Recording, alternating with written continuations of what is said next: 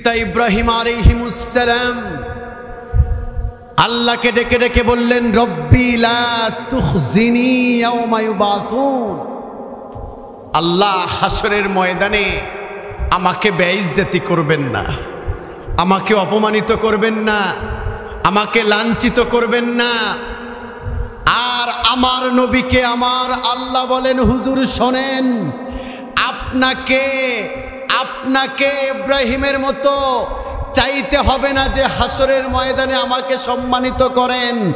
আমি আল্লাহ বললাম, ইয়াউমা ইখজিল্লাহুন নাবিয়্যা, আমি আপনাকে হাসরের ময়দানে সমাসীন করব, এমন সমাসীন আপনাকে আমি মাকামে মাহমুদ দান করব। সুবহানাল্লাহ বলেন।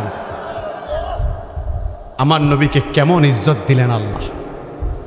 নবীদের মাঝে একজন নবী আছে, পয়গম্বর আছেন, যার মেজাজ খুব গরম ছিল। তার নাম কি বলতে পারেন?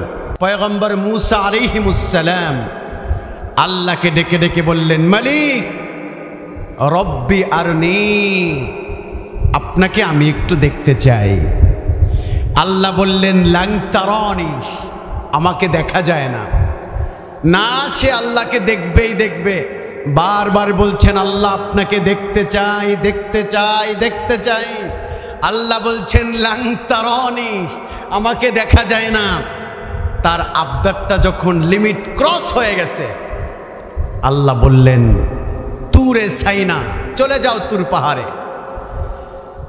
যখন তুর পাহাড়ে চলে গেল, আল্লাহ তাআলার অসংখ্য অগণিত নূরের মাঝখান থেকে একটা নূর যখন ছেড়ে দিল, সঙ্গে সঙ্গে ফাখাররা মূসা সাইকা, নূর দেখার পরে সে বেহুশ হয়ে জমিনে পড়ে গেল। আল্লাহু আকবার।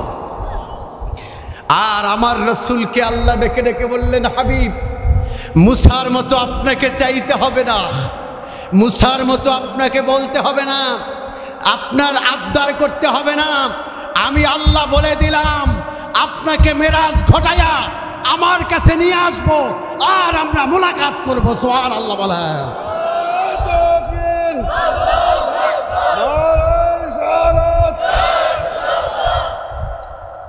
আমার নবী কেমন নবী। এই মূসা আলাইহিস সালাতু ওয়াস সালামকে আল্লাহ বললেন, ইযহাব ইলা ফিরআউন ইন্নাহু তাগা, চলে যাও ফিরআউনের কাছে। পয়গম্বর মূসা ডেকে ডেকে বললেন, মালিক, ফিরআউন তো এমন একজন স্বৈরাচার, এমন টেন্ডারবাজ, এমন চাঁদাবাজ, এমন ব্যক্তিত্ব যিনি বলেন, আনা রব্বুকুমুল আলা। রব্বুল আলামিন সর্বদা এনি টাইম তার সাথে ৮০,০০০ সৈন্য থাকে। আমার কাছে অন্তত ৮,০০০ তো দরকার, তার আছে ৮০,০০০, আমার তো ৮,০০০ও নাই। আমি মূসা আর হলো আমার ভাই হারুন, এই দুইজন মানুষ কেমন করে স্বৈরাচারের সামনে যেতে পারি? আল্লাহ তাআলা ডেকে ডেকে বলছেন, আমি হুকুম দিয়েছি, তুমি চলে যাও। পয়গম্বর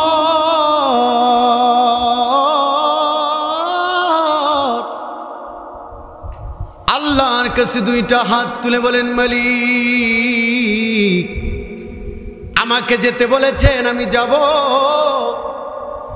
তবে আপনার কাছে একটু দোয়া করছি। আল্লাহ, রব্বিশ রাহলি সাদরি ওয়ায়াসসিরলি আমরি, আল্লাহ আমার জেহেন জাকাত বাড়ায়া দাও, আমার সিনার শক্তি বাড়ায়া দাও, যাতে আমি ফিরআউনের সামনে গিয়া হিম্মত নিয়ে কথা বলতে পারি। আল্লাহু আকবার।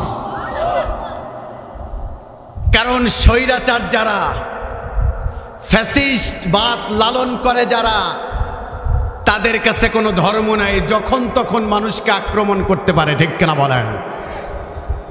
সেই ফিরআউন, নমরুদ, হামান, কারুন, আবু জাহেল, উতবা, সাইবা, ওয়ালিদ ইবনে মুগীরা, যুগে যুগে যারা ফ্যাসিবাদ লালন করেছে, তাদেরকে অনুসরণ করেও যারা বাংলার জমিনে চলেছিল, আজকে তাদেরকে যুবকরা এমন ভাবে প্রতিহত করেছে, তাদের সংগঠনকে জমিনের সাথে মিশাই দিতে, ঠিক কিনা বলে?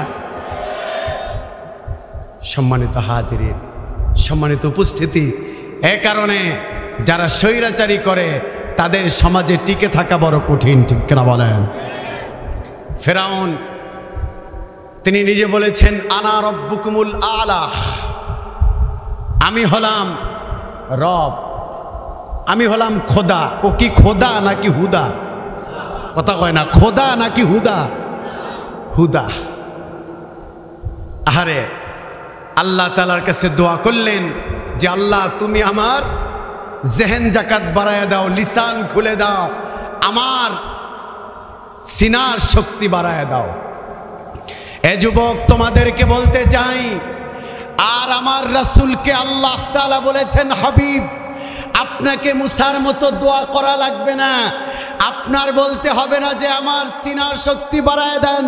আমি বললাম আলাম নাশরাহ লাকা সাদরাক, আমি আপনার সিনার শক্তি দুনিয়াতেও বাড়ায় দিয়েছি, আখিরাতেও আপনাকে সমুন্নত করেছি। সুবহানাল্লাহ বলেন।